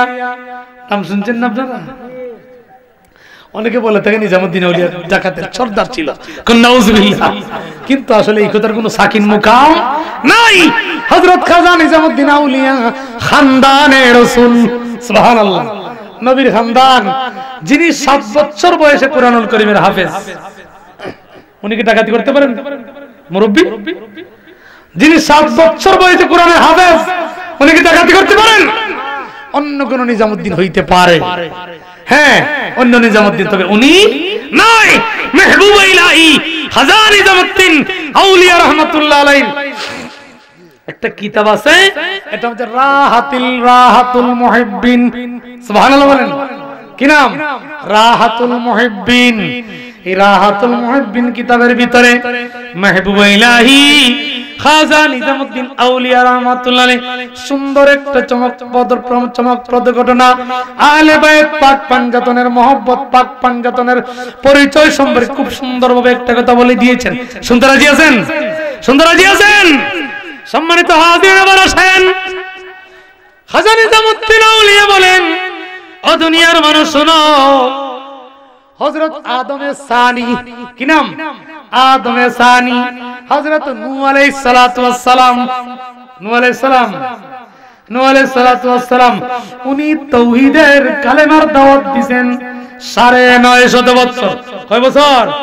950 বছর কালেমার দাওয়াত দিয়েছেন। এই 950 বছর পর দেখা গেল 80 থেকে 82 জন মানুষ মাত্র কালেমার দাওয়াত গ্রহণ করেছে। 80 থেকে 82 জন লোক কালেমার দাওয়াত গ্রহণ করেছে, বাকিরা দুশমন হয়ে রয়েছে। হযরত নূহ আলাইহিস সালাতু ওয়াস সালাম উনি এত বিরক্ত হলেন, আল্লাহ, দীর্ঘ 950 বছর পর্যন্ত এই কমবক্ত কমিনদের কাছে আমি তোমার তাওহীদের দাওয়াত দিলাম, কিন্তু তারা দাওয়াত গ্রহণ করবে তো দূরে থাক, দেখা গেল মাত্র 82 জন লোক কালেমার দাওয়াত গ্রহণ করেছে, আর কেউ গ্রহণ করে নাই। কয়জন? মাত্র 82 জন লোক কালেমার দাওয়াত গ্রহণ করেছে। একটা কথা মনে রাখবেন যে আল্লাহ পাক রব্বুল আলামিন সকল নবী রাসূলকে একটা স্পেশাল দুয়ার ব্যবস্থা রেখেছেন। সমস্ত দোয়া তো নবীদের দোয়া তো কবুল হয়, আকাইদ শাস্ত্রের সমস্ত কিতাবের বাক্য, নবীদের সকল দোয়া কবুল হয়, তবে একটা দোয়া, স্পেশাল দোয়া, সেই দোয়াটা প্রত্যেক নবীর জন্য আলাদা বৈশিষ্ট্য করে এই স্পেশাল একটা দোয়া রেখেছেন। স্পেশাল একটা দোয়া রেখেছেন। এই স্পেশাল দোয়া আমার দয়াল নবী, দুজানের বাদশা, হায়াতুন নবী নবী মুহাম্মদ রাসূলুল্লাহ সাল্লাল্লাহু আলাইহি ওয়াসাল্লাম সেই দোয়াটা এখনো করেন নাই, এখনো কিন্তু করেন নাই। সেই দোয়াটা আল্লাহর হাবিব সরকার দু আলম ময়দানে মাহশরে করবেন উম্মতে মুহাম্মদী নাজাতের জন্য। জুড়ে বলেন সুবহানাল্লাহ। আল্লাহ আল্লাহ আল্লাহ, আওয়াজে বলেন আল্লাহ আল্লাহ আল্লাহ আল্লাহ আল্লাহ এক না দিলে দেখা কোন শয়তান কি নবী কোন না দিলে দেখা কোন শয়তান কি আল্লাহ আল্লাহ আমরা ময়রা গেলে দিলে দেখা লাভ হবে কি ময়রা গেলে দিলে দেখা লাভ হবে কি এক না দিলে দেখা কোন শয়তান কি আল্লাহ আল্লাহ সবাই বলেন আল্লাহ তাকতে যদি নাহি পাই ময়রা গেলে উপায় নাই তাকতে যদি নাহি পাই গেলে উপায় নাই তোর বিচ্ছেদের কলম কারহার গলায় পড়েছি তোর বিচ্ছেদের কলম কারহার গলায় পড়েছি এক না দিলে দেখা কোন শয়তান কি আল্লাহ আল্লাহ দুইজনে এক ঘরে রয় সদাই দেখা দেখি হয় দুইজনে এক ঘরে রয় সদাই দেখা দেখি হয় পর্দার আড়ালে তাইকা করছ সালাকি এক না দিলে দেখা কোন শয়তান কি আল্লাহ আল্লাহ লা ইলাহা ইল্লাল্লাহ মুহাম্মাদুর রাসূলুল্লাহ সাল্লাল্লাহু আলাইহি ওয়াসাল্লাম। সম্মানিত হাজিরিন, এবার আসেন সকল নবী রাসূলের জন্য স্পেশাল একটা দোয়া রয়েছে। কি আছে? আলাদা বৈশিষ্ট্য একটা দোয়া রয়েছে। হযরতে আবুল্লাহ সমরকন্দি রাহমাতুল্লাহ আলাইহি ওনার তানবীহুল গাফিলিন, কি নাম কিতাবের নাম? তানবীহুল গাফিলিন। এই তানবীহুল গাফিলিন কিতাবের ভিতরে লিখে দিয়েছেন এই স্পেশাল দোয়াটা আমার দয়াল নবী এখনো করেন নাই। এই দোয়াটা আমার দয়াল নবী ময়দানে মাশরে করবেন। সুবহানাল্লাহ। কিভাবে করবেন? হাশর ময়দান যেদিন কায়েম হবে। হাজী সাহেব, দুইটা বর্ণনা পাওয়া যায়। কয়টা বর্ণনা? দুইটা বর্ণনা পাওয়া যায়। একটা বর্ণনা মাওলানা আশরাফ আলী থানভী সাহেবের কিতাব শুকরে নিয়ামত, থানভী সাহেবের কিতাব শুকরে নিয়ামত। এই কিতাবের ভিতরে তিনি লিখেছেন ময়দানে মাশর যেদিন কায়েম হবে, একটা বর্ণনা হচ্ছে বাইতুল মুকাদ্দাস বর্তমান যে ফিলিস্তিনের মধ্যে রয়েছে, এখানে আল্লাহ পাক রব্বুল আলামিনের আরশে আজিম আসবেন। আরেকটা বর্ণনা জমহুর এবং অনেকের মতামত হচ্ছে ময়দানে আরাফায়, আরাফার ময়দানে আমার আল্লাহ পাক রব্বুল আলামিন আরশে আজিম নিয়ে সমাসীন হবেন। সুবহানাল্লাহ। আরাফার ময়দানে কেন?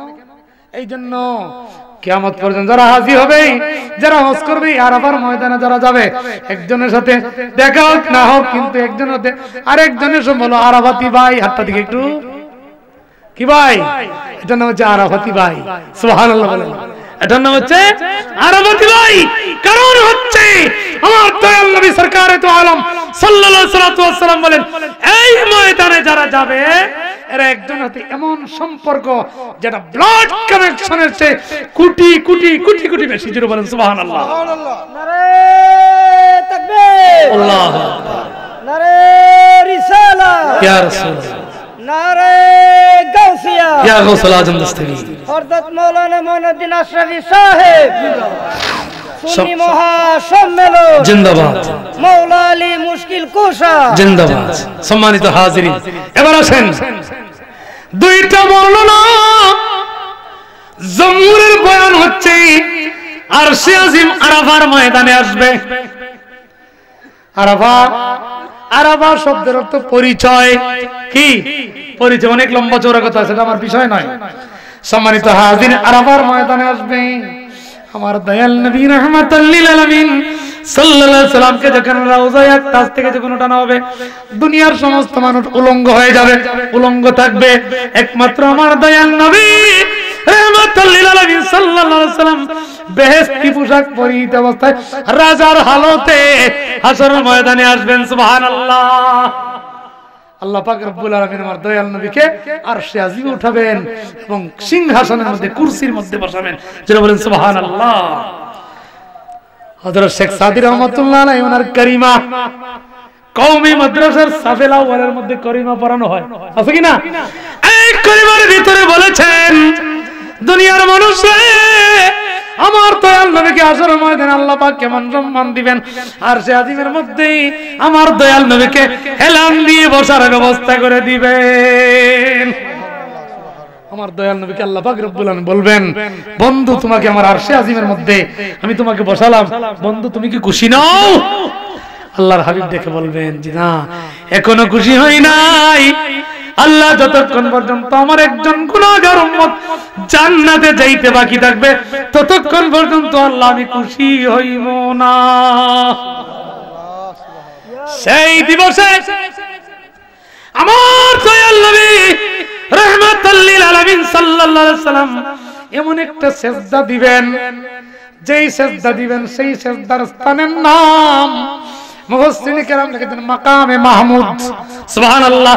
প্রশংসিত স্থানে আমার দয়াল নবী সিজদা দিবেন। এই সিজদাটা যখন দিবেন, দুনিয়াবি সিস্টেম অনুযায়ী এই সিজদার গদ হচ্ছে 7 দিন। সুবহানাল্লাহ। 7 দিন 7 রাত কয় দিন হয়? 14 দিন, প্রায় অর্ধেক মাস, ঠিক না ভাই? ঠিক।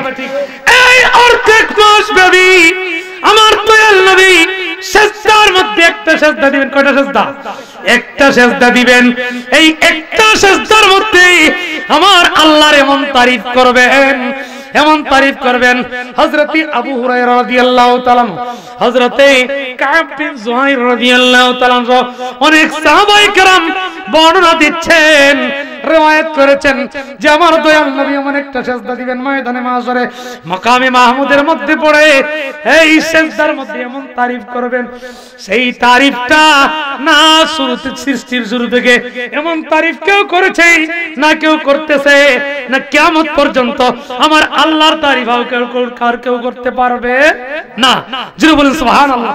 এমন তারিফ করবেন যেই তারিফের ওজন হচ্ছে, হযরত আবু হুরায়রা রাদিয়াল্লাহু তাআলা বলেন, 7 আসমান 7 জমিনকে যদি এক পাল্লার মধ্যে রাখা হয়, আর আমার দয়াল নবীর ময়দানে মাহশরের সেই একটা সিজদার আল্লাহ পাকের তারিফকে যদি আরেক পাল্লার মধ্যে রাখা হয়, এক পাল্লার তারিফের ওজন বেশি হয়ে যাবে। যিনি বলেন সুবহানাল্লাহ। কয়টা সিজদা দিবেন? একটা সিজদা। এখন আহলে বাইত পাক পাঞ্জাতন কাকে বলা হয়? ইমাম হুসাইন কিন্তু কারবালার জমিনে 2 সিজদা দিতে পারেন নাই, 2টা সিজদা দিতে পারেন নাই। যখন ইমাম হুসাইন যখন শাহাদাত বরণ করবেন, সীমার জিল জৌশন যখন ইমামে আলী মুকামের সিনার মধ্যে বসা, তখন ইমামে আলী মুকাম বলছিলেন, সীমার রে, আমার কল্যাণ নিয়ে যাস, কোনো সমস্যা নাই, তবে একটা কাজ কর ও সীমর, আমার নামাজের ওয়াক্ত কাজা হইতেছে, আমাকে নামাজ পড়ার সুযোগটা দিয়ে দে। যিনি বলেন সুবহানাল্লাহ। নামাজ পড়ার সুযোগটা দিয়ে দে। তখন ইমামে আলী মুকাম ইমাম হুসাইন যে সিজদা দিয়েছিলেন, একটা রাকাত নামাজ কমপ্লিট হতে 2টা সিজদা লাগে, ঠিক না? 2 সিজদা ছাড়া কি একটা রাকাত হবে? পুরো হবে না। তো ওই যে একটা সিজদা দিয়েছিলেন,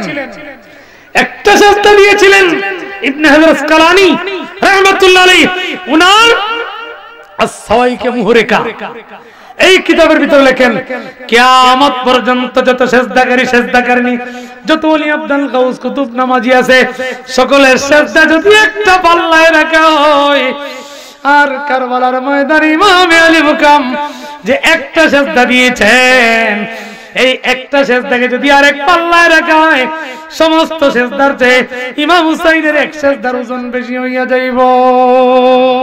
আর যারা বলেন সুবহানাল্লাহ। এক সাজদার ওজন বেশি হয়ে যাবে।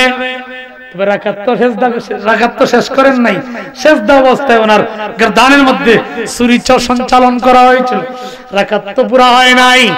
ইমাম আলী মুকাম হাসরের ময়দানে যখন আল্লাহর নবী সেজদা দিবেন, সেজদার দিকে আল্লাহ পাক রব্বুল আলামিন তাকে বলেন, বন্ধু দীর্ঘ 63 বছর পর্যন্ত তোমার উম্মতের জন্য কান্নাকাটি করেছো, বন্ধুরে আজকে আর কান্নাকাটির দিন নয়, দীর্ঘদিন কান্নাকাটি করেছো, আর কান্নাকাটি করার সময় নাই। বন্ধু তোমার শির উঠাও, তোমার মাথা উঠাও, ফাসফালি মানসিতা, বন্ধু আজকে যা চাইবে তাই দেব, যাকে ইচ্ছা তাকেই তোমাকে নেওয়ার অনুমতি, সুপ্রিম পাওয়ার আমি আজকে তোমাকে দিয়ে দিলাম, সুপ্রিম পাওয়ার তোমাকে আজকে দিয়ে দিলাম। তবে নবী সেদিন কয়টা সেজদা দিবেন? একটা। কয়টা? একটা সেজদা দিয়েছি, একটা সেজদা দিবেন। তখন সর্বশেষ আল্লাহর নবীর সেজদার পরে ইমাম আলী মুকাম আসবেন। শাহাদাতুল আকওয়াম কিতাবের নাম বলে দিচ্ছি, ভুল করার কোনো সুযোগ নাই ইনশাআল্লাহ। কিতাবের নাম বলে দিচ্ছি, শাহাদাতুল আকওয়াম বি সিদ্দিকিল ইসলাম বাই মাওলানা আশরাফ আলী থানভী সাহেব। আশরাফ আলী থানভী সাহেব উনি লিখেছেন যে সেই সময় ইমাম আলী মুকাম আল্লাহর দরবারে ফরিয়াদ করে বলবেন, আল্লাহ গো আল্লাহ, আমি কারবালার ময়দান থেকে বিদায় হওয়ার সময় আমি কেবলমাত্র একটা সেজদা দিয়েছি, কিন্তু এজিদের জ্বালায় আমি দুইটা সেজদা দিয়ে একটা রাকাত পুরা করতে পারে নাই। আল্লাহ গো আমার আরেকটা সেজদা বাকি আছে, আল্লাহ দয়া করে অনুমতি দাও, তোমার আরশে আজিমের মধ্যে সামনে আমি আরেকটা সেজদা দিয়া আমি হুসাইনের তপ্ত কলিজারে ঠান্ডা করে নেব। আল্লাহুম্মা সাল্লি আলা সাইয়্যিদ আল্লাহুম্মা সাল্লি আলা সাইয়্যিদ নবিয়ানা শাফিয়ানা আকাশ কান্দে বাতাস কান্দে আরো কান্দে ফেরেশতা, আকাশ কান্দে বাতাস কান্দে হেরে বেহেশতে লুটিয়া কান্দে মাজ ননি ফাতেমা। আল্লাহুম্মা সাল্লি সাইয়্যিদিনা মুহাম্মাদানা বিয়ানা শাফিয়া। সম্মানিত হাজিরিন, এবার আসেন সেই সময়ে ইমাম আলী মুকাম থেকে বলবেন, আল্লাহ গো আল্লাহ আমার আরেকটা সেজদা পূরণ করে দি, আমার একটা রাকাত পূরণ করতে দাও। সুবহানাল্লাহ। তখন ইমাম আলী মুকাম ইমাম হুসাইন তখন আরেকটা রাকাত পূরণ করবেন, আরেকটা সেজদা দিয়ে। এই একটা সেজদা কেমন হবে, এই সেজদার মুদ্দত ওজন কেমন হবে, এই ব্যাপারে আল্লামা ইহইয়া তাদানী রাহমাতুল্লাহি আলাইহি উনার লিখিত বিশ্ববিখ্যাত কিতাব আর-রাউজুর রিয়াহিন ফি হিকায়াতুস সালেহিন, এই কিতাবটার ব্যাখ্যা লিখেছেন হযরত ইয়াহিয়া তাদানী রাহমাতুল্লাহি আলাইহি লিখেছেন। সম্মানিত হাজিরিন, ইমাম আলী মুকাম ইমাম হুসাইন যখন সেজদা দিবেন, সেজদার ওজন কেমন হবে? ইয়াহিয়া তাদানী বলেন, দুনিয়ার মানুষ রে, সেই সেজদার ওজনটা হবে এমন, সেই সেজদাটা যদি এক পাল্লার মধ্যে রাখা হয় আর হাসরের ময়দানে হযরত আদম সফিউল্লাহ থেকে আমাদের নবীর উম্মতে মুহাম্মদীকে সমস্ত সকল নবীর উম্মতকে নাজাত দেওয়ার জন্য ইমাম হুসাইনের এই একটা সেজদাই যথেষ্ট হয়ে যাইব। কেনই বা হবে না? তার কারণটা হলো ইমাম আলী মুকাম ইমাম হুসাইন আলাইহিস সালাতু ওয়াস সালাম উনি একদিন আল্লাহর হাবিবকে ডেকে বললেন, আলাইহিস সালাম বলে কেউ রাগ করবেন না কিন্তু, বুখারী শরীফ কিতাবুল মানাকিব, মানাকিবে ইমাম হুসাইন আলাইহিস সালাম, কিতাব মানাকিবে ফাতেমা আলাইহিস সালাম লেখা রয়েছে, যেটা রয়েছে মিশরের কিতাবের মধ্যে ঠিক তদ্রুপভাবে দারুল উলুম দেওবন্দের কিতাবের মধ্যে এইভাবেই লেখা আছে, কাজেই ফতোয়া দেওয়ার কোনো সুযোগ নাই। সম্মানিত হাজিরিন, ইমাম আলী মুকাম ইমাম হুসাইন আলাইহিস সালাতু ওয়াস সালাম একদিন আল্লাহর হাবিব সাল্লাল্লাহু আলাইহি সাল্লামের এক কান্নার মুবারকের মধ্যে বসলেন, বসে বললেন, নানা ভাই, ও নানা ভাই, তোমাকে আমি 3টা প্রশ্ন করব। কয়টা? 3টা প্রশ্ন করব। 3টা প্রশ্নের জবাব দিতে হবে। আল্লাহর হাবিব সাল্লাল্লাহু আলাইহি সাল্লাম রাতেই চোখ থেকে দরদর করে পানি ছেড়ে দিলেন, নানা ভাই, এই 3টা প্রশ্ন তুমি আমাকে করিও না। ও নানা ভাই, এই 3টা প্রশ্ন তুমি আমাকে করিও না, আমার কলিজাটা জ্বলে পুড়ে চৌচির হয়ে যাচ্ছে। ইমাম আলী মুকাম ডেকে বলেন, নানা ভাই, আমার এই 3টা প্রশ্নের জবাব আপনাকে দিতেই হবে, তুমি যতই রাগ করো না কেন নানা ভাই, আমার এই 3 প্রশ্নের জবাব দিতে হবে। আল্লাহর হাবিব চোখ মুছে বললেন, ঠিক আছে করো। আল্লাহর হাবিব ডেকে বললেন, হযরত ইমাম হোসেন ডেকে বললেন, নানা ভাই, তোমার নানার নাম কি? সুবহানাল্লাহ। তোমার নানার নাম কি? তোমার নানার কি পরিমাণ সম্মান আছে?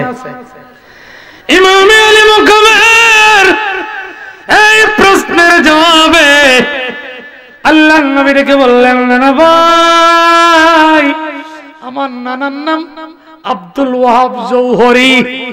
কি নাম? নবীর নানা বাড়ি কোথায়? উলামায়ে কেরাম, নবীর নানা বাড়ি কোথায়? মদিনা শরীফে। সুবহানাল্লাহ, নবীর নানার বাড়ি মদিনা শরীফে। আমার নানার বাড়ি মদিনা শরীফে। আমার নানার নাম হচ্ছে আব্দুল ওয়াহাব জৌহরী, মিল্লাতে হানিফের মধ্যে ছিলেন, অমুসলিম বলার কোনো সুযোগ নাই। সম্মানিত হাজিরিন, এবার ইমাম আলী মুকাম ডেকে বললেন, নানা ভাই, ও নানা ভাই, আমার নানার নাম জানেননি? আমার নানা কে? ইমাম আলী মুকাম আর চোখের পানি ছেড়ে দিয়ে বলেন, আমার নানার নাম মুহাম্মাদুর রাসূলুল্লাহ সাল্লাল্লাহু আলাইহি ওয়াসাল্লাম। আমার নানার নাম মুহাম্মাদুর রাসূলুল্লাহ।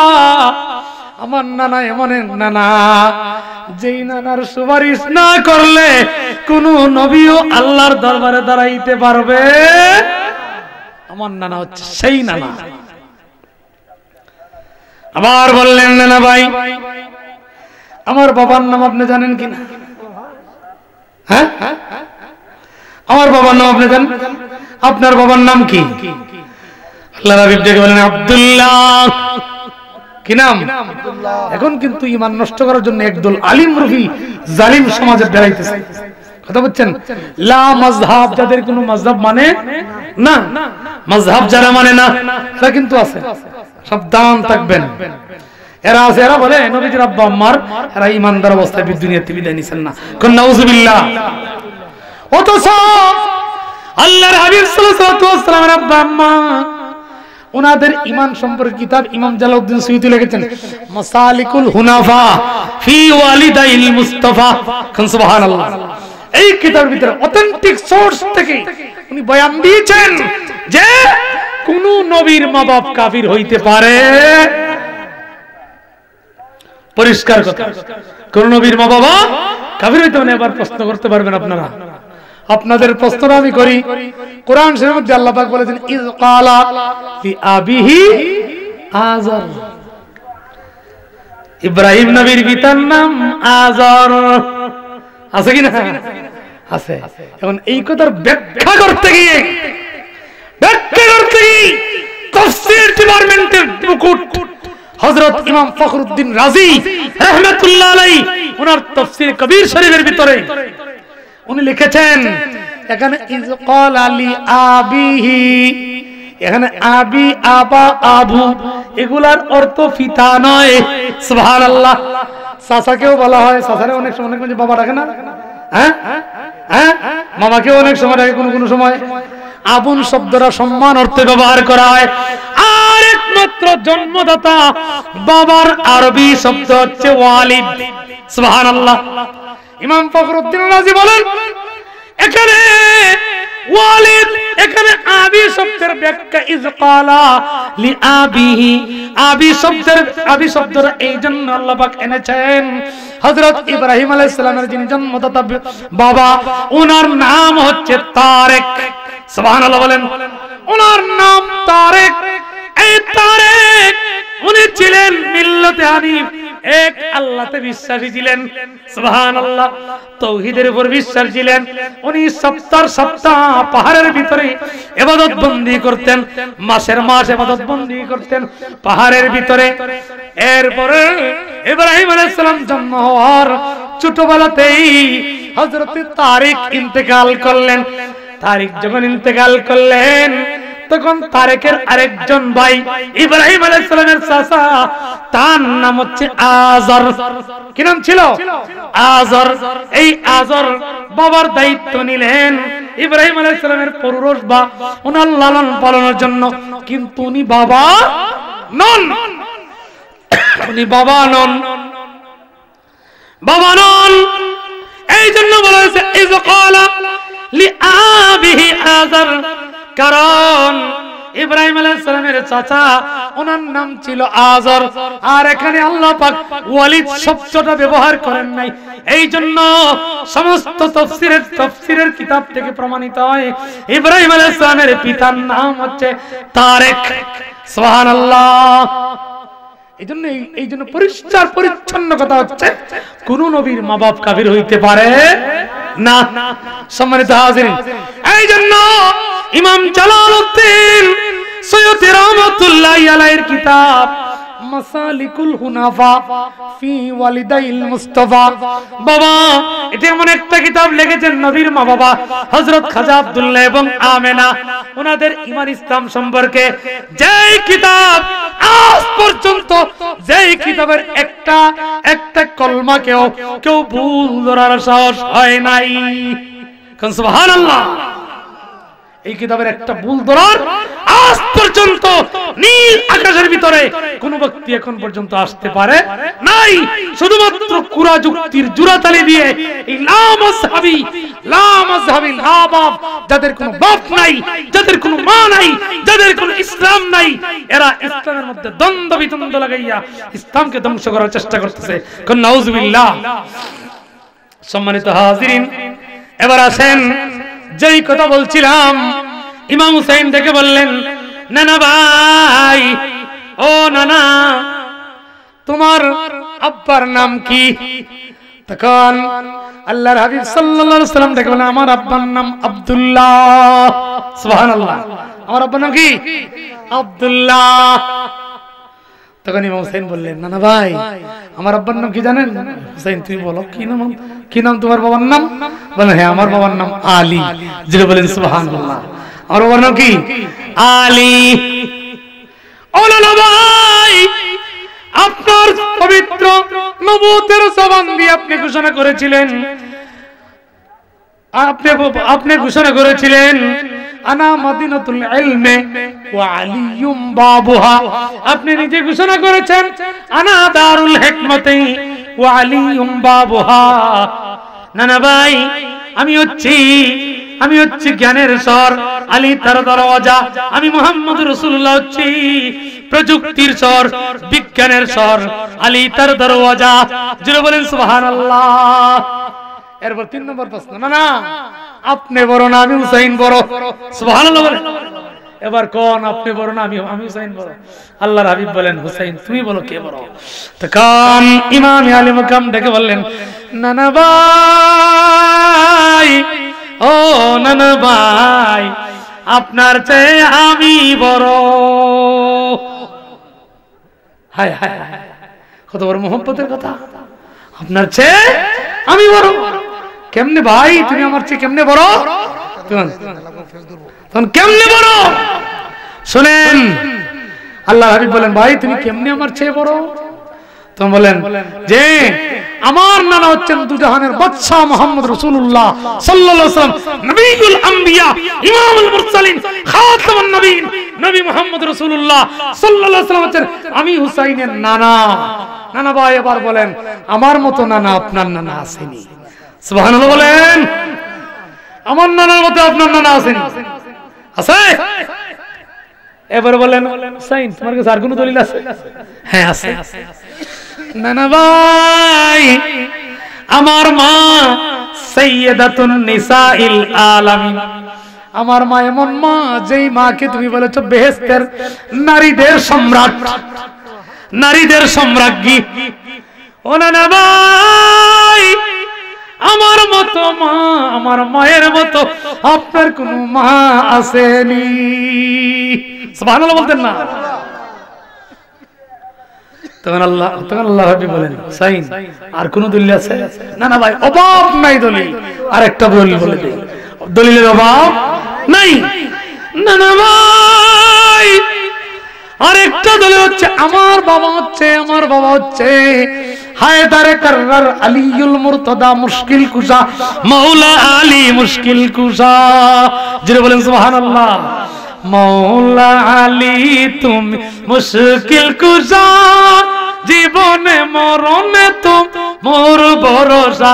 বলেন মাওলা আলী তুমি মুশকিল কুশা, জীবনে মরণে তুমি মোর ভরসা। সুবহানাল্লাহ বলেন। কেন ভাই তো মুশকিল কুশা কেন? মাওলা আলী মুশকিল কুশা কেন হলেন? আল্লাহর হাবিব সাল্লাল্লাহু আলাইহি ওয়াসাল্লাম, আমি কিতাবের নাম বলে দেই, মুজাহিরে হক শরহে মিশকাত। দলিল ছাড়া কথা বলার কোনো প্রয়োজন নাই। দেওবন্দীদের কিতাব মিশকাতের সূরা মুজাহিরে হক শরহে মিশকাতের কিতাবুল মানাকিবের ভিতরে হাদিস আছে। আল্লাহর হাবিব সাল্লাল্লাহু আলাইহি ওয়াসাল্লাম নবুয়তের জবানে ঘোষণা করেন, ও দুনিয়ার মানুষ শোনো, হাসরের ময়দানে আমার আল্লাহ পাক তোমাকে হাউজে কাউসার দিবেন। ঠিক না ভাই? ঠিক, হাউজে কাউসার দিবেন, সমস্ত নিয়ামত আল্লাহ পাক আমাকে দান করবেন।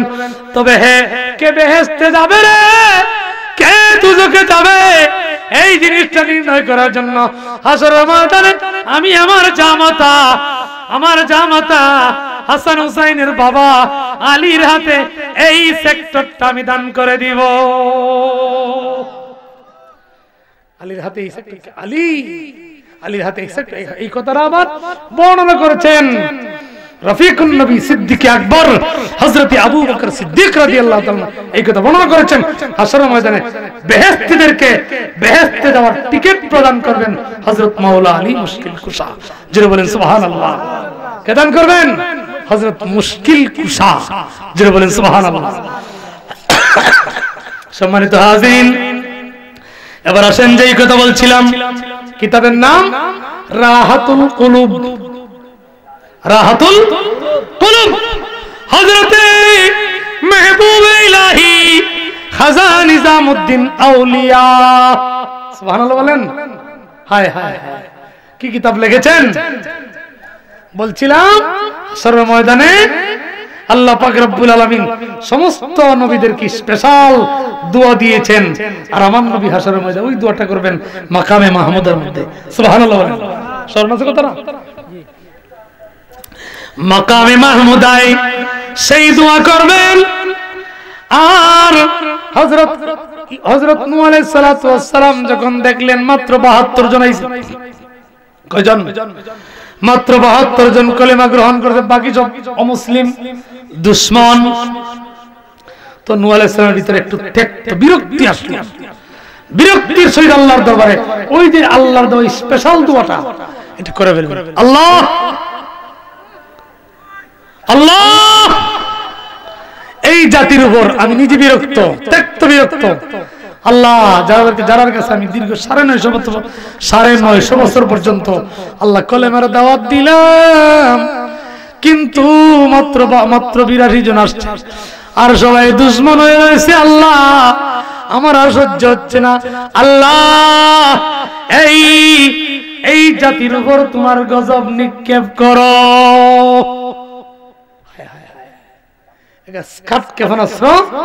দিয়ে দিলেন, একবার মূল দোয়াটা উনি করে দিলেন, আল্লাহ এই জাতির উপর তুমি আল্লাহ তোমার গজব নিক্ষেপ করো। এই দোয়াটা যখন করলেন, দোয়া সাথে সাথেই রব্বে কায়নাতের দরবারে কবুল হয়ে গেল। আল্লাহ পাক ডেকে বললেন, বন্ধু হে আমার নূহ, তুমি একটা কাজ করো, ওই যে পাহাড়ের মধ্যে উজবিন উনুক আছে, উজবিন উনুক তাজকিরাতুল আউলিয়ার ভিতরে কথাটা আছে, উজবিন উনুক, উজবিন উনুকের কাছে যাও। যেহেতু এই উজবিন উনুক হচ্ছে নূহ, ও নূহ এই উজবিন উনুক হচ্ছে তোমার বন্ধু। সুবহানাল্লাহ। এই উজবিন উনুক কত লম্বা ছিল? একটা 11.5 মাইল লম্বা, খালক থেকে হবিগঞ্জ, খালক থেকে এত বড় লম্বা বানানো ছিল। কথা বলছেন? হযরত নূহ আলাইহিস সালাম দাওয়াত দিলেন, কি করলেন? উনি দাওয়াত দিলেন যে ভাই আমার বাড়িতে আপনার দাওয়াত আগামীকাল সকালবেলা, আর যাওয়ার সময় আমার বাড়িতে যাওয়ার সময় ওই যে বড় গাছটা দেখা যায় পাহাড়ের মধ্যে, এই বড় গাছটা তুমি হাতে করে নিয়ে যাই। সুবহানাল্লাহ বলেন। এই বড় গাছটা তুমি সাথে করে নিয়ে যাইও। কোন গাছটা? বড় গাছটা নিয়ে যাইও। ভাই তোমার বাড়িতে আমাকে দাওয়াত দিবে, আমাকে দাওয়াত দেওয়া লাগবে কমপক্ষে 1800 রুটি। কয়টা রুটি? খাজা নিজামুদ্দিন আউলিয়া লিখতেছেন যা তার মোটামুটি পেট পুরে খেতে হলে 1800 রুটি লাগে। কয়টা? 1800 রুটি লাগে মোটামুটি পেটটা ভরতে হলে। তো তুমি কি এতগুলো রুটি দিতে পারবে? তখন আরে ভাই আসো না, আমি তোমাকে তোমার পেট পুরে খাওয়াইতে পারলেই তো হলো। ঠিক আছে। তখন ওই যে পাহাড়ের মধ্যে সবচেয়ে বড় যে গাছ আছে, এই গাছটা নিয়ে আসলো। নিয়ে যখন আসলো সামনে রাখলে, বাড়ির সামনে রাখলেন, তখন নূহ আলাইহিস সালাম দিলেন 3টা রুটি। কয়টা রুটি? 3টা রুটি দিলেন। তখন এই লোকটা তাচ্ছিল্যের সহিত বলছে, ভাই কোথায় লাগে 1800 রুটি, আর তুমি মাত্র নিয়ে আসছো 3টা রুটি। নূহ আলাইহিস সালাম বলে, ভাই একটু সবর করো না, একটু কষ্ট করো, বিসমিল্লাহ করে এই 3টা রুটি তুমি খাও না একটু। তুমি তো কোনোদিন বিসমিল্লাহ করে রুটি খাও নাই। যখন বিসমিল্লাহ করে 3টা রুটি খাইলেন, তখন 3টা রুটি না 2.5টা রুটি শেষ করলো। দেখা যায় তার একবারে পেট একবারে ভরে গেছে। ভাই কি দিলা? আমার তো পেট ভরে গেল। তখন বললেন যে আল্লাহর দেওয়া এই বিসমিল্লাহর এই তাসিরাত রয়েছে। কোন সুবহানাল্লাহ। এখন দেখা যায় করাতি দিয়ে ওই যে গাছটা কাটাইলেন, আল্লাহ পাক বলেন এই গাছ তারা তক্তা তৈরি করো, এই তক্তার মাধ্যমে তুমি নৌকা তৈরি করতে হবে, কারণ জলোচ্ছ্বাস দিয়ে বন্যা দিয়ে দুনিয়াটাকে আমি ধ্বংস করে দেব। সুবহানাল্লাহ বলেন। বন্যা দিয়ে ধ্বংস করে দেব। তখন ওই খাজা নিজামুদ্দিন আউলিয়া লেখেন যে তখন তক্তার সংখ্যা হয়েছিল 1,24,000। কয়টা? 1,24,000। এখন নৌকা তৈরি হয়েছিল, দুই দিকে 2টা বাতা লাগে না? বাতা বলেন আপনারা? বাতা লাগে। একটা বাতা বার করলেন, হিব্রু ভাষায় লেখা রয়েছে, একটা বাতার নাম, বাতার মধ্যে লেখা রয়েছে সব্বর, আর একটা বাতার নাম বাতার মধ্যে রয়েছে শিব্বির। সব্বর অর্থ, সব্বর আরবি প্রতিশব্দ হচ্ছে হাসান, আর শিব্বির শব্দের প্রতিশব্দের অর্থ হচ্ছে হুসাইন। খাজা নিজামুদ্দিন আউলিয়া বলেন এই নিজামুদ্দিন হযরত এই নূহ আলাইহিস সালামের কিস্তি এই মহাপ্লাবন থেকে বাঁচতে গিয়ে, এই নৌকা বাঁচতে গিয়ে ইমাম হাসান ইমাম হুসাইন এই 2 নামের দোহাই দেওয়ার প্রয়োজন ছিল। সুবহানাল্লাহ। এখন সামনে একটা সেও, পাশনে একটা সেও। সামনের সেওয়ার মধ্যেই খাতুনে জান্নাতের নাম লেখা, সংক্ষেপে বলছি, খাতুনে জান্নাত বিবি ফাতেমার নাম লেখা।